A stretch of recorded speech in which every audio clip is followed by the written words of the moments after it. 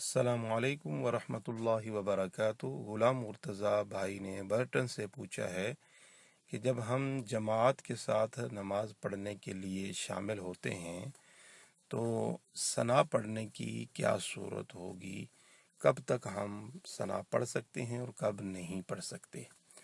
तो इस सिलसिले में अर्ज़ है कि जब हम जमात के साथ शामिल होते हैं तो उसकी दो सूरतें बनती हैं।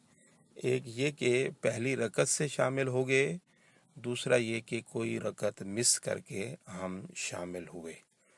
तो अगर पहली रकत से इमाम के साथ शामिल हो गए हैं तो फिर इसकी दो सूरतें हैं कि जिस नमाज में हम शामिल हुए हैं वो नमाज जहरी है, यानी वो नमाज जिसमें बुलंद आवाज़ से क़िराअत की जाती है, या सिर्री है जिसमें आहिस्ता क़िराअत की जाती है। तो अगर जहरी नमाज में हम शामिल हुए तो फिर देखेंगे कि इमाम ने क़िराअत बुलंद आवाज़ से शुरू कर दी या नहीं।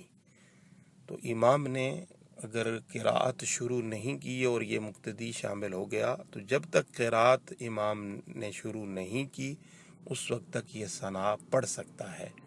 और अगर इमाम ने बुलंद आवाज़ से क़िराअत शुरू कर दी तो अब ये सना यानी सुबहानकल्लाह नहीं पढ़ सकता, इसलिए कि क़िराअत का सुनना फ़र्ज़ है और सना का पढ़ना सुन्नत है, और फ़र्ज़ को छोड़कर सुन्नत की तरफ जाने की इजाज़त नहीं है।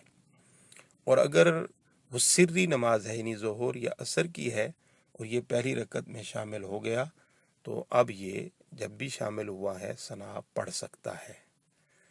दूसरी सूरत यह है कि वो कोई रकत मिस करके शामिल हुआ, उसकी एक दो या जितनी भी रकतें हैं वो रह गई हैं। अब ये जब जमात के साथ शामिल हुआ तो अब ये तकबीर तहरीमा कहकर इमाम के साथ जो है वो खड़ा हो जाएगा। अब कुछ नहीं पढ़ेगा, क़िराअत नहीं करेगा। अब जब इमाम सलाम फेरेगा तो ये अपनी बकिया रकतें जब पढ़ने के लिए उठेगा तो ये पहली रकत से स्टार्ट करेगा, यानी सुबहानकल्लाह उस वक़्त पढ़ लेगा।